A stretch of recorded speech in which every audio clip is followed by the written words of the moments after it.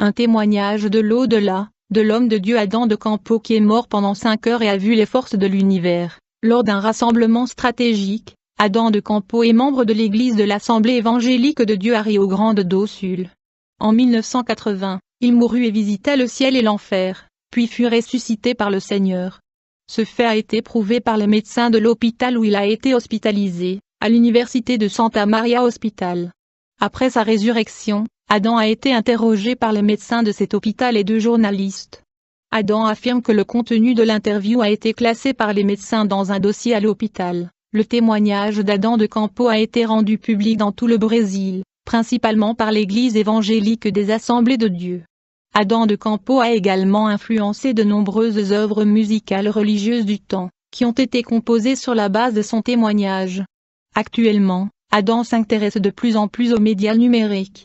Son témoignage, diffusé sur les principaux sites internet et sur YouTube, a déjà été lu par des milliers de personnes et est largement accepté par le public.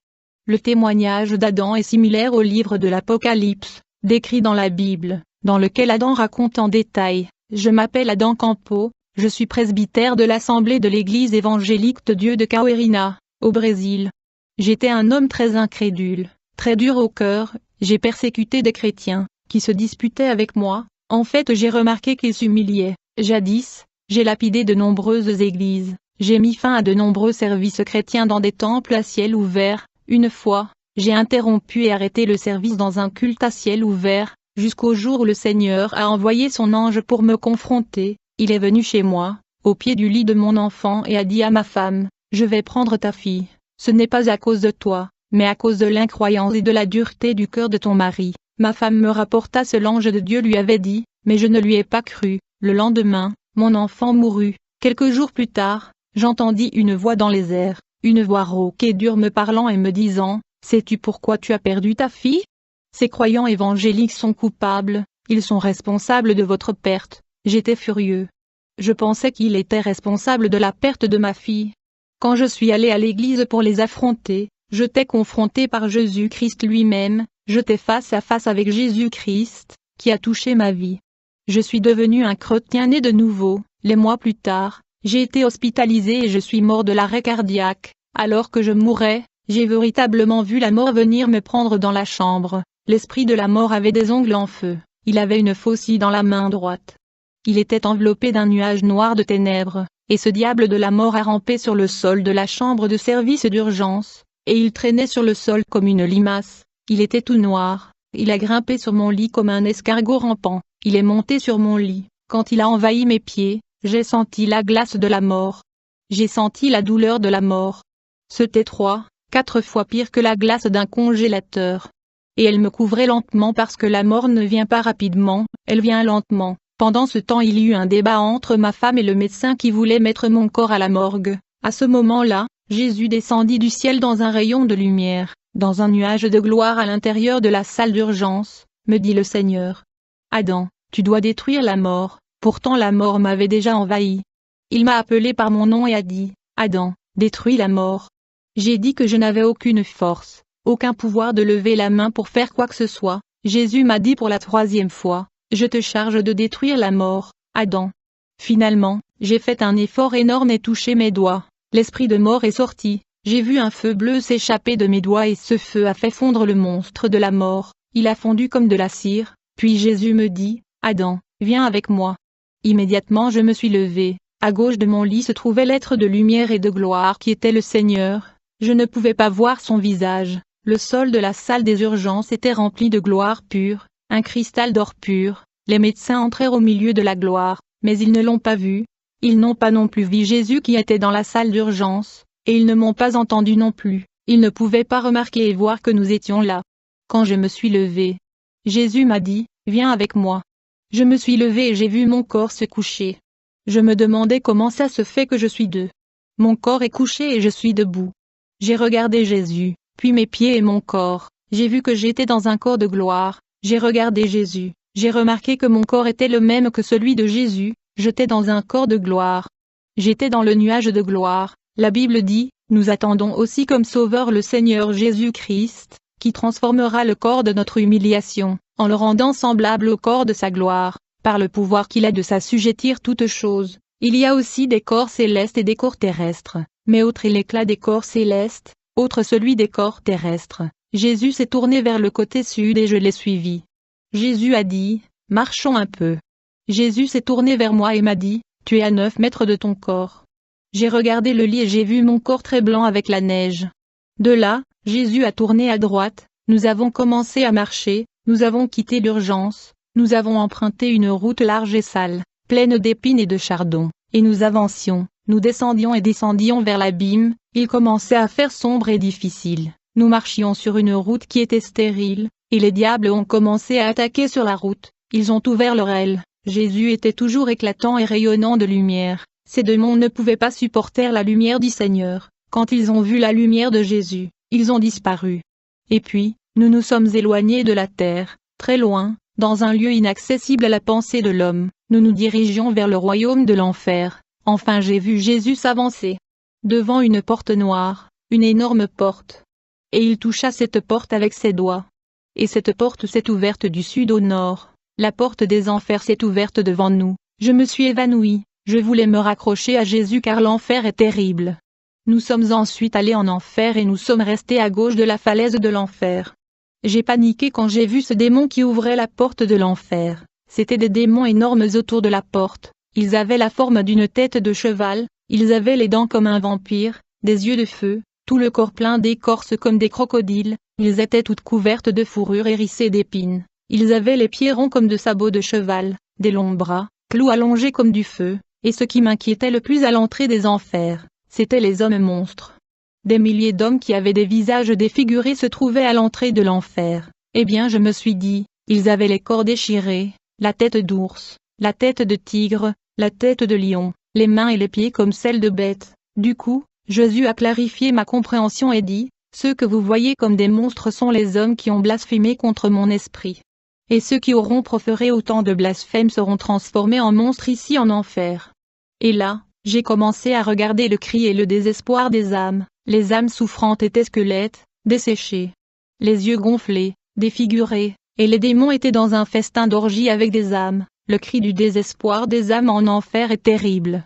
Ils ont regardé vers Jésus, comme s'ils voulaient aider, mais il n'y avait aucune légalité pour que Jésus les aide. Ce fut quand j'ai levé les yeux au nord et que j'ai vu quelque chose qui ressemblait à un tunnel, à l'embouchure de ce très grand tunnel. J'ai vu une inscription qui disait « Roi des ténèbres ». Et sous ce signe se trouvait Satan assis sur un trône noir devant une table, le bout de cette table noire était entouré de chaises noires, nous nous déplaçons dans les cachots de l'enfer. Je pouvais voir le diable, il était très courageux, discutant avec un autre démon qui se tenait devant lui. Le diable a ordonné à ce démon de voyager sur terre pour mettre fin au christianisme, détruire les croyants, diviser les croyants et les églises. L'immense diable à la couverture noire, avait une bande noire serrée. Malgré l'ordre de Satan, ce démon se plaignit à Satan qu'il n'avait aucun pouvoir et aucun avantage contre les croyants sur la terre. Mais Satan lui demanda par ordre de venir sur la terre pour achever les chrétiens, les tuer, les détruire et les exterminer. Dit le diable, mettez le désordre parmi eux. Divisez-les, séparez-les, mettez la jalousie parmi eux, mettez la division parmi eux, détruisez-les, tuez-les.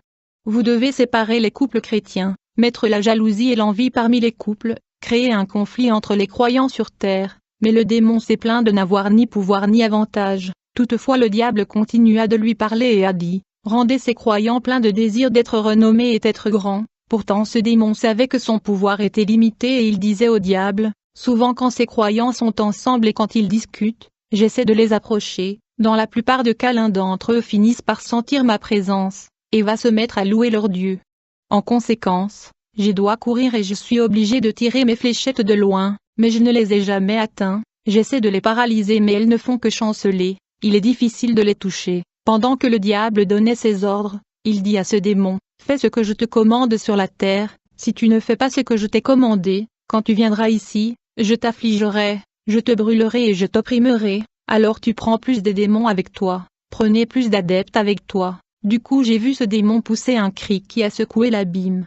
Et puis 2 tunnels ont été ouverts du côté ouest, et un grand nombre de démons sont sortis comme un essaim le rejoignant. C'était comme des nuages de diables. Il y avait des petits diables, des méchants diables avec des bouches de feu et des yeux de feu, et ils ont hurlé avec un cri fort. Avec des cris qui faisaient mal aux oreilles, des forces maléfiques ont commencé à partir et elles se dirigeaient vers la terre. Je pouvais voir un nuage de démons, un nuage de ces diables, et j'ai regardé Jésus qui m'a dit, « Malheur au pays où ce nuage de démons va atterrir ».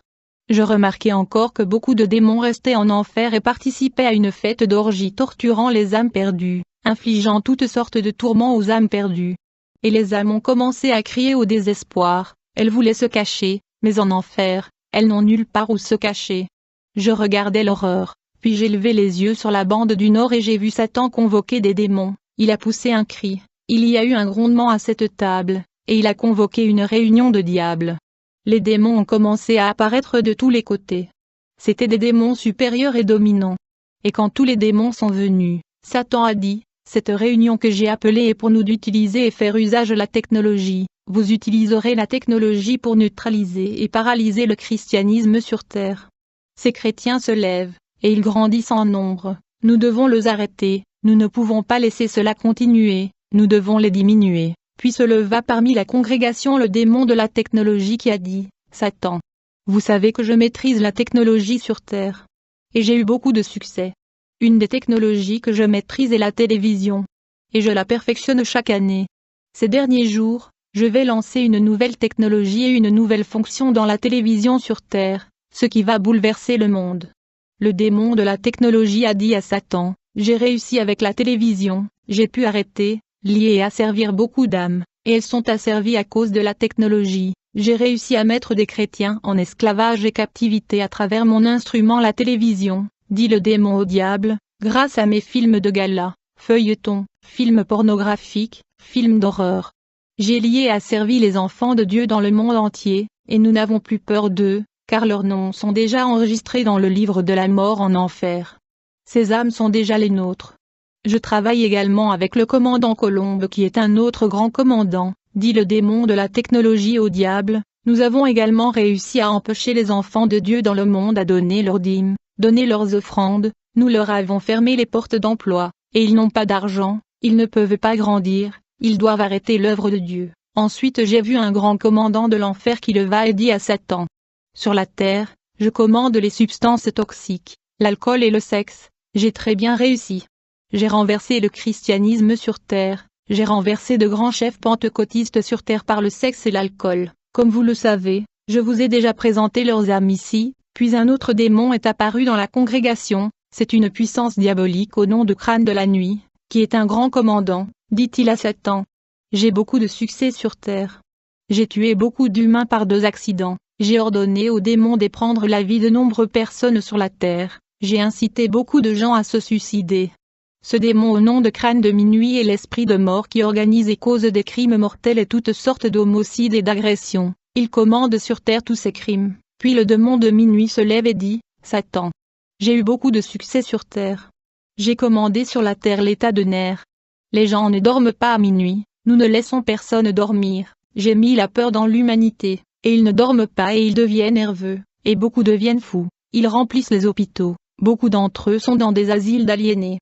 Et ils pensent que c'est une maladie, et ils deviennent intoxiqués avec des pilules et deviennent fous. Ce démon est responsable de stress, des dépressions et déséquilibres mental et cérébral. » Puis un autre démon se leva, et dit, « Satan, j'ai réussi dans mes affectations, je commande les intempéries, les tempêtes, les tornades, et quand ces tempêtes se forment, que les nuages descendent d'en bas, il y a des milliers de diables là-bas dans les tempêtes et l'ouragan, ils déracinent des arbres, détruisent des maisons, détruisent tout, tuent des gens, à travers les tempêtes et la tornade. » Et ce démon qui manipule la météo a dit, « Grâce à l'ouragan, à la tornade et au vent violent, je vous ai présenté ici les milliers d'âmes qui meurent à cause des conditions météorologiques de la Terre. » Dans ce sommet, les démons ont parlé des chrétiens forts qu'ils ne peuvent pas vaincre. Ils ont appelé ces croyants des chrétiens fanatiques, et j'ai toujours pensé que de chrétiens fanatiques étaient de croyants éloquents qui parlent de Jésus, qui insistent pour que les gens acceptent l'évangile, mais ce n'est pas le cas. Au sommet des démons, le commandant de démons dit à Satan, « Nous ne pouvons rien faire contre des croyants fanatiques. » Les croyants fanatiques selon des démons sont ces croyants qui ont abandonné le monde, ils ont rejeté la tendance et les bonnes choses de ce monde, ils ont accepté et ils vivent dans la prière, ils mènent une vie de prière, de jeûne et de lecture de la Bible, tels sont les croyants fanatiques. Les démons ont peur d'eux, Ils dirent, nous sommes dans l'obligation de fuir, nous ne pouvons même pas nous approcher d'eux. Et puis le démon de la mer, le commandant Lamandja, qui est un grand leader de la mer, et elle dit au diable, j'ai réussi ma mission sur la terre, je me suis occupé des rivières et des eaux et je vous ai traîné des milliers d'âmes qui meurent noyées dans des naufrages de bateaux et navires. Dans cette discussion sur les démons en enfer, chacun d'entre eux a voulu présenter son travail, son exploit sur terre au diable. Et ces démons avaient déjà grimpé la table. Il n'y avait pas d'ordre, car tous le monde voulait informer le diable sur les âmes qu'il avait gagnées et la destruction qu'il avait causée sur la terre pour être approuvé par Satan. En enfer rien n'est en ordre, les désordres et le chaos sont naturels à cet environnement. Quand j'ai levé les yeux, je suis parti du côté ouest et j'ai vu le puits du Bourbier, très grand. Ce puits de la fange était terrible. C'était l'état pourri de la crasse, l'odeur que je sentis depuis des milliers et des milliers d'années. Les âmes tombaient au milieu d'une étendue de marécage. Et les démons serpents les entouraient à grande vitesse, les martelant avec leur queue, et une multitude d'âmes tombaient au milieu du puits de la fange. Il y avait des milliers d'âmes tombant au milieu de celui-ci. Le démon serpent dit à une âme qui tombait dans cet endroit, « Ami, tu as bien fait de venir ici. Étais-tu fornicateur sur la terre comme nous? As-tu désobéi à ton Dieu sur la terre?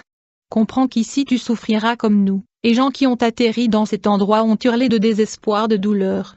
Et ces âmes ont été forcées de manger des animaux pourris qui sont là en enfer. Et les âmes ne voulaient pas manger, mais il n'y a pas de volonté là-bas en enfer. Les gens perdent leur volonté en enfer. Personne ne règne en enfer. Quand les gens criaient, les queues de ces serpents étaient transformées en verrous, comme du fer et du feu. Ils clouaient et perçaient ces âmes. Et puis ces démons montèrent dans les bosquets. Et elles éclatèrent de rire.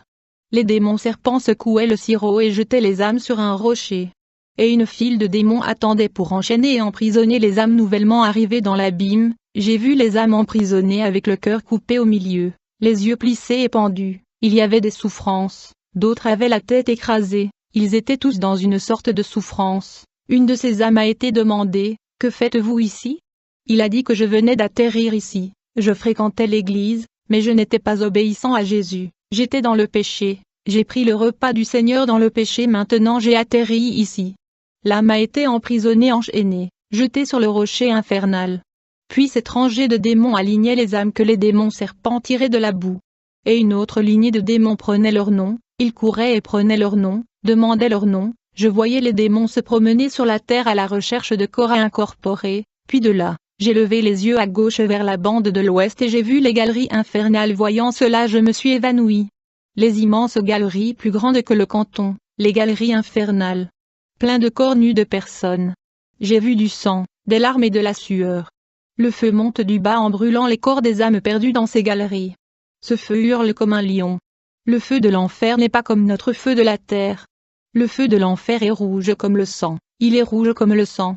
Hurlant, brûlant ces corps qui étaient nus, sans bouger. Si terrible quand je l'ai vu. C'était terrible. De là, nous avons marché un peu, puis Jésus s'est arrêté et m'a montré le lac de feu. J'ai vu le lac de feu. Le lac terrible. Bien-aimé, c'était un vaste monde, le lac de feu est un monde à part. Il a la couche de feu qui fait des bulles. Il n'y a personne à l'intérieur du lac de feu. Il n'y a rien. C'est propre, juste cette couche de feu. Mais c'est un lac mondial. L'étang de feu conviendrait à tout le monde et même à d'autres mondes s'ils existaient parce qu'il est immense et génial. Les démons marchent loin du lac de feu, ils ne s'approcheraient pas, car la température est terrible avec le feu et le soufre. 1000 fois pire que ce fer que les hommes fondent sur la terre, qui gâte comme de l'eau, que le fer coule comme de l'eau. La chaleur du lac de feu est pire, des milliers de fois plus que du fer fondu. Alors le Seigneur m'a fait sortir de cet endroit.